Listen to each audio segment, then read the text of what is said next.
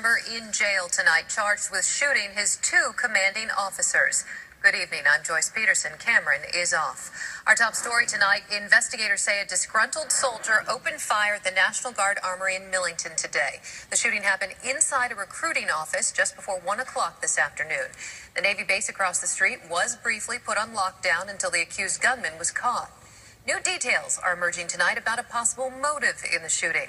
The National Guard says the suspect was facing disciplinary action. Local 24's Eli Ross is live in Millington tonight. So, Eli, what is the scene like right now? Well, Joyce, the FBI just wrapped up the investigation here at the scene. To put it in perspective, it's about 200 yards past where this police car is parked here tonight.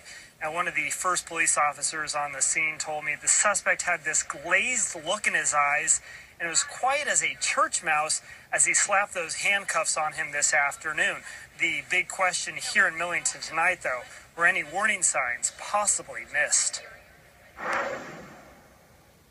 The search for clues tonight.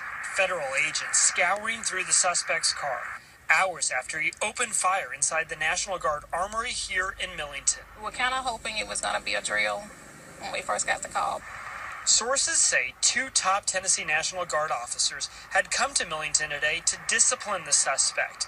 The sources say the suspect then went to his car, grabbed a handgun and returned, opening fire, hitting his two commanding officers. And you never think that something like this is going to happen on your watch or in good old Tennessee here. Two National Guard members were able to tackle the suspect, pinning him until police arrived as the victims were rushed to the med in Memphis. It makes me proud, but it also scares me to death, that something like this can happen.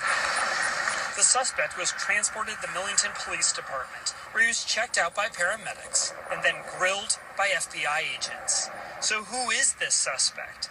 Investigators wouldn't confirm a name this evening, but police tell us he was a sergeant first class in his late 30s and had been in the Guard for 6 or 7 years, serving as a recruiter here in Millington and in Bartlett. I've got a couple of friends that work at base, and they were in shelter. In a community with strong ties to its military, the events of this afternoon hit home.